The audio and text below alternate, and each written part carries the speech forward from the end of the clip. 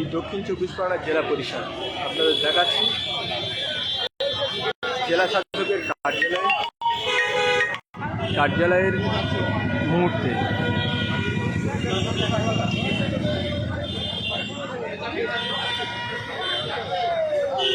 জেলা শাসকের কার্যালয় একের পর এক পুরো বিল্ডিংটা আগুনে ভস্মীভূত হতে পারে এমনই সম্ভাবনা দেখা যাচ্ছে। এখানে প্রথমে সকাল 9:30 থেকে আগুন লেগে যায়, আর সেই আগুন এখনও পর্যন্ত নিয়ন্ত্রণে আনা সম্ভব হয়নি। একের পর এক বিল্ডিং দেখতে পাচ্ছেন। প্রথমে দূরের যেখানে আগুন নিয়ন্ত্রণে আনা সম্ভব ছিল সেখানে নিয়ন্ত্রণে আনা যায়নি। একের পর এক বিল্ডিং এইভাবে আগুন কয়েক ঘন্টা ধরে জ্বলছে, আর সেখানে এইভাবে দেখতে পাচ্ছেন দক্ষিণ চব্বিশ পরগনা জেলা পরিষদের সমস্ত নথি এখানে কিন্তু এখান দিয়ে প্রায় সমস্ত নথি এখানে হয়ে গেছে। দক্ষিণ চব্বিশ পরগনা জেলা পরিষদের ভবন কার্যালয় প্রায় শেষের মুখে। সকাল 9:30 থেকে দেখতে পাচ্ছেন এখনো পর্যন্ত কিন্তু সেই কার্যালয় ধুধু শব্দে জ্বলছে। একধারে প্রথমে বিল্ডিংটা যেভাবে জ্বলছিল ওই অপর সাইডে, এখন কিন্তু বিল্ডিংটার অন্য সাইডেও দেখতে পাচ্ছেন এই দিকে অলরেডি শুরু হয়ে গেছে, জ্বলতে শুরু করেছে। মনে হয় না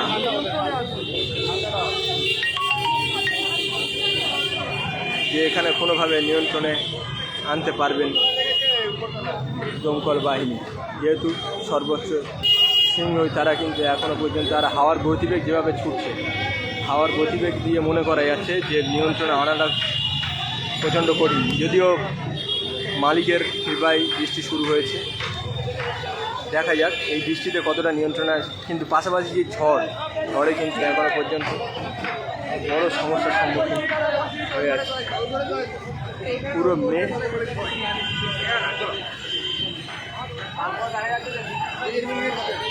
এই মুহূর্তে দেখতে পাচ্ছেন পুরো মেঘে আচ্ছন্ন হয়ে আছে।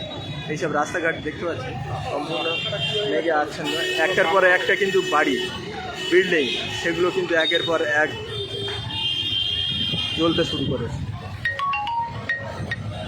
একের পর এক বাড়ি কিন্তু জ্বলতে শুরু করেছে, তো সেগুলো দেখতে পাচ্ছেন। আর এইভাবে বৃষ্টি যদিও প্রচণ্ড জোরে বৃষ্টি শুরু হয়ে গেছে, দেখা যায় এই বৃষ্টি কিছুটা স্বস্তি পাওয়া যায় কি দেখা যায়।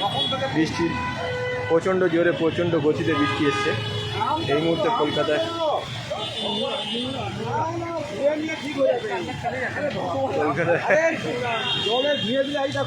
কলকাতা শহরে দেখতে পাচ্ছেন ওই ভয়ানক বৃষ্টি আর ভয়ানক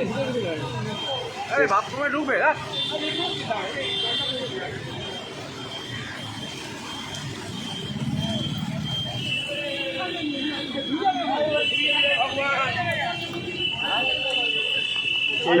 এই বৃষ্টিতে কিছুটা স্বস্তির হাওয়া দেখা যেতে পারে বলে মনে হয়। এই স্বস্তিতে কিছুটা বৃষ্টি কিছুটা কি আগুন নিয়ন্ত্রণে আনা কি সম্ভব হবে তা তো উপলব্ধি করা যাচ্ছে না এই পর্যন্ত। আমরা দেখাচ্ছিলাম আপনাদেরকে সরাসরি দক্ষিণ চব্বিশ পরগনা জেলা কার্যালয়, এক জেলার লক্ষ লক্ষ মানুষের নথিপত্র কিন্তু এখানে, আর সেই নথি দেখতে পাচ্ছেন সেই জায়গায় এই মুহূর্তে যে ভয়াবহ আগুন, আর এই আগুনে কি হবে আমরা এই মুহূর্তে কিন্তু খুব বড় কঠিন। জেলা মানুষের ভবিষ্যৎ একদিকে বলা যেতে পারে দক্ষিণ চব্বিশ পরগনা জেলা কার্যালয়।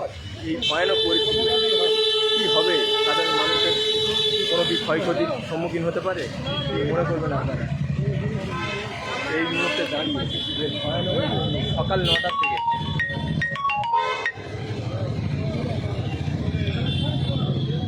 সকাল 9:30 থেকে এখনো পর্যন্ত সেই আগুন নিয়ন্ত্রণ সম্ভব হয়নি।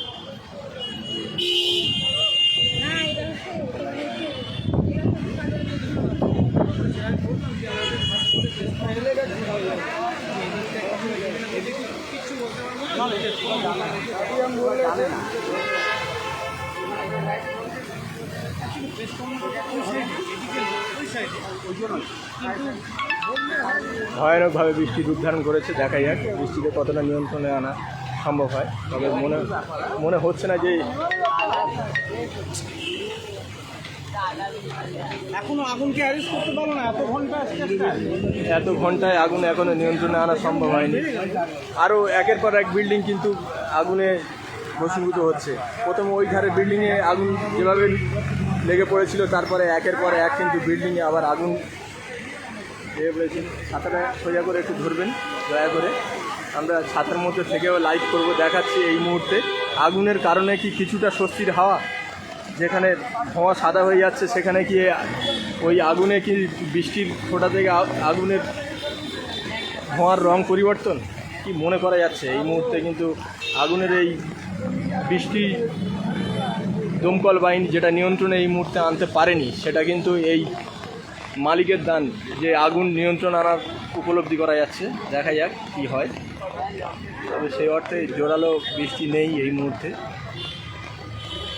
একের পর এক বিল্ডিং, একের পর এক রুম কিন্তু আগুন এইভাবে ভেঙে পড়ছে। জেলার মানুষের জন্য কিন্তু একটা ক্ষতির আশঙ্কা প্রকাশ করা যাচ্ছে যে এই মুহূর্তে দক্ষিণ চব্বিশ পরগনা জেলার মানুষের একাধিক নথি কিন্তু এই জেলা দপ্তরে থাকে, কার্যালয়ে থাকে। আর সেই কার্যালয়ে এই আগুনে দেখা যাক একের পর এক তদন্ত সাপেক্ষে কি উঠে আসে সেটার অপেক্ষা আমরা থাকবো। আগামীকাল বিভিন্ন পত্রপত্রিকার মধ্যে দিয়ে আমরা দেখব। কলকাতায়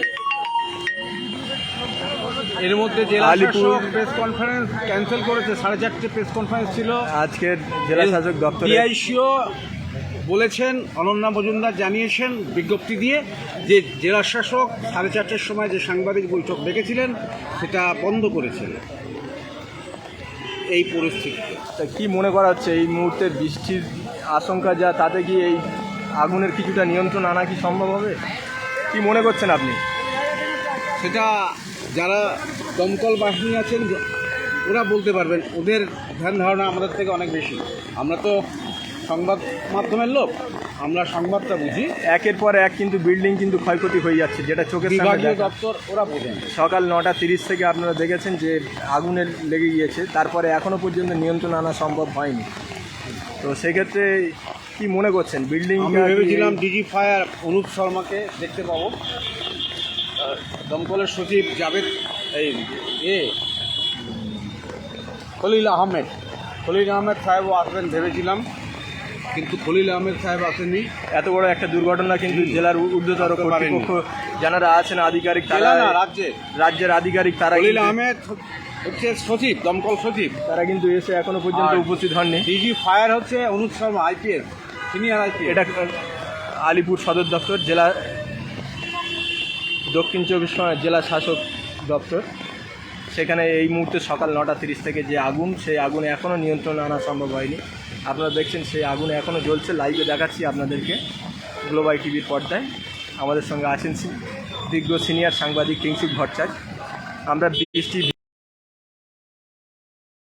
উঠেছিল আলিপুর ট্রেজারি কাণ্ড, সেই ট্রেজারি বিল্ডিং পাশে আছে, একদম পাশে। যদিও 50 মিটারের মধ্যে হচ্ছে দেখা যাচ্ছে বিল্ডিং। বৃষ্টি ভিজে ভিজে এখনো আগুনকে দমকল অ্যারেস্ট করতে পারেনি। কিছু